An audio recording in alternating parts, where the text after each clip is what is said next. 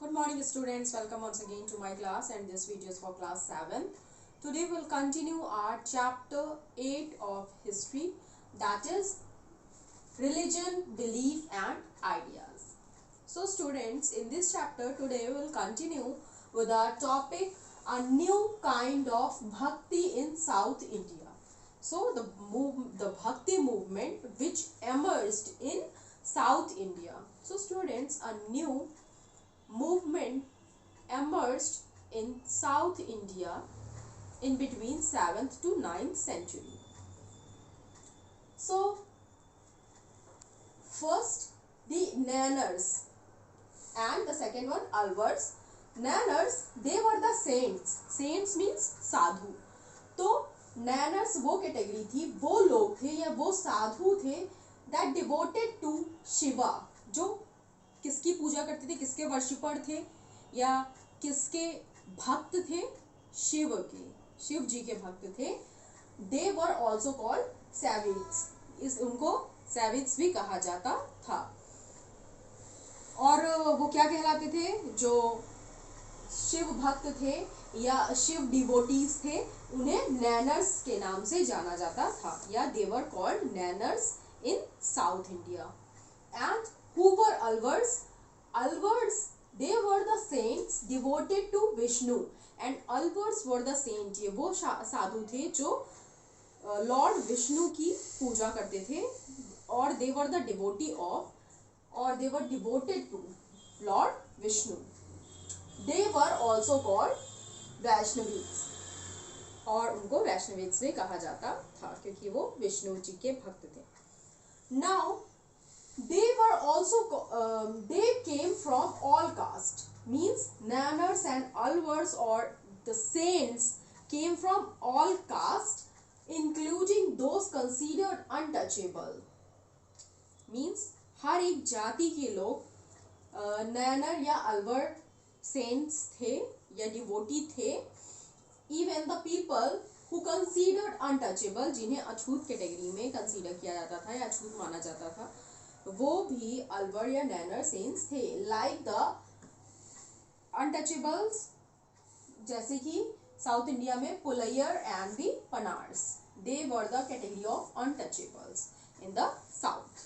They were sharply critical of the Buddhist and Jainas and preached ardent love and और शिव और Vishnu as the path to salvation.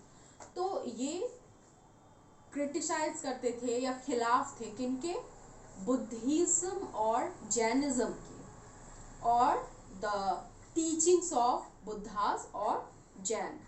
तो ये बुद्ध और जैन की जो बातें थी, उनके जो उपदेश थे, उसके खिलाफ थे. साथ में ये बताते थे कि शिव और विष्णु की पूजा करके ही या उनके प्रति डिवोटेड होके ही हम सैल्वेशन पा सकते हैं, मोक्ष प्राप्त कर सकते हैं. Now they drew upon the ideals of love and heroism. ये किस रास्ते पे थे, किस पथ पे थे, the ideals of love and heroism means प्रेम और हीरोइज्म. तो वे किस चीज को आइडियल मानते थे, मीन्स फॉलो करते थे, लव एंड हीरोइज्म. वो प्रेम और वीरता को मानते या फॉलो करते थे, as found in the Sangam literature and unified them with the values of भक्ति.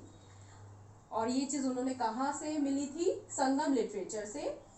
And this was the value of the bhakti according to them. So they went from place to place and composed many poems in the praise of gods, praise of gods and goddesses, deities enshrined in the villages they visited. तो ये जगह से जगह, एक जगह से दूसरी जगह जाते थे. साथ में इसके साथ इन्होंने कई सारी पोएम्स कंपोज की थी.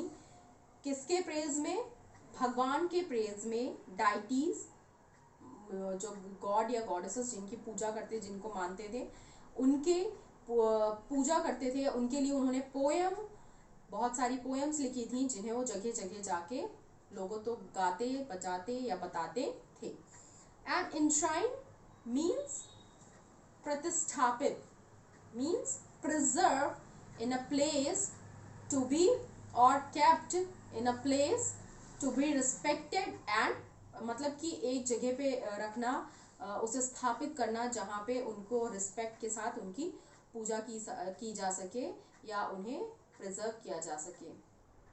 Now, the Chola and Pandya kings built decorative temples around many of the holy places visited by the saint poets in the 11th, 10th and 11th centuries. So, चोला और पांड्या किंग ने बहुत सारे decorative सुंदर सुसज्जित मंदिर बनवाए 10th से 11th century के बीच में। Many of the holy places visited by the saint poets, जहाँ जहाँ ये saint poets ने visit किया था, गए थे, so that it created a link between the भक्ति movement and the temple worship। तो इस चीज ने जो भक्ति movement था और जो temple worship थी, मंदिरों में जो पूजा की जाती थी, उसके बीच में एक link create हुआ। And poems of Nanners and the Alvards were also assembled during this time. Besides hagiographies and religious biographies of the Alvards and Nanners were also composed. So, what is the meaning of hagiographies? So, the hagiographies and biographies of Alvards and Nanner saints. So, hagiographies means writing of saints life, means साधुओं की जिंदगी के बारे में लिखे हुए या उनकी जो जिंदगी का वर्णन होता है उसको हेगियोग्राफीज कहा जाता है। So it was composed by the Alvars and Nayanars so that people can know about them. And hagiographies और religious biographies of Alvars and Nayanars were also composed which we use today. तो ये जो रचनाएं थी हेगियोग्राफीज या रिलीजियस बायोग्राफीज जो अल्वर्स एंड नैनर सेंट्स द्वारा रची गई थी, लिखी गई थी, ये आज हम यूज करते हैं किसके लिए? As a source of writing histories of the bhakti tradition. Now our next topic is the other bhakti saints, दूसरे भक्ति मूवमेंट से रिलेटेड जो साधु हुए, सेंट्स हुए, उनके बारे में। सो Shankara was a saint, bhakti saint, and he was born in Kerala. And Shankara was born in Kerala 788 to 820 CE in the 8th century. And he was one of the most influential philosopher. इसके साथ साथ वो बहुत ही influential philosopher भी थे, जाने माने भारत के। He was a supporter of Advait. इसके साथ साथ वो किस चीज को, किस बात को, किस आइडिया को सपोर्ट करते थे? अद्वैत। अद्वैत का मतलब the policy of the oneness, means एक होने की। उनके कहने का मतलब था कि पूरा जो ये जो दुनिया है इसको सिर्फ एक सुप्रीम पावर चला रही है of the individual soul and the supreme God, means God is supreme and he is the only one who is leading the whole world, the whole universe, which is the ultimate reality, जो कि अटूट सत्य है। And he considered the world around us to be an illusion, और उन्होंने क्या बताया? इनका मानना था कि ये जो दुनिया है, ये जो वर्ल्ड है जहाँ हम रह रहे हैं, ये सारी चीज़ें क्या है? एक इल्यूजन है। What is the meaning of illusion? Means मोह माया। illusion का मतलब होता है मोह माया। These all things are not realistic and preached renunciation of the word and adoption of the path of knowledge।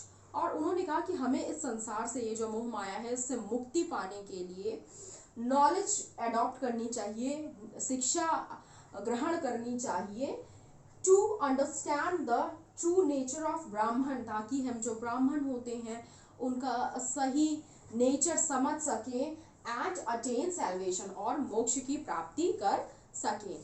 So he traveled from place to place and across the country and South Asia to preach his teaching। ये भी पूरे country में ये travel किया इन्होंने, इसके साथ साथ साउथ एशिया में, ताकि ये अपने उपदेश को लोगों तक पहुंचा सके। ही ऑल्सो फाउंडेड 4 मठ्स, इसके साथ साथ इन्होंने 4 मठ की स्थापना की, monasteries at Badrinath, Sringeri and Puri and Dwarka, which helped in the development and spread of philosophy in India. Now our next topic is of this same topic, other Bhakti saints, that is Ramanuj. So we'll come to know about Ramanuj in our next class. Thank you, class.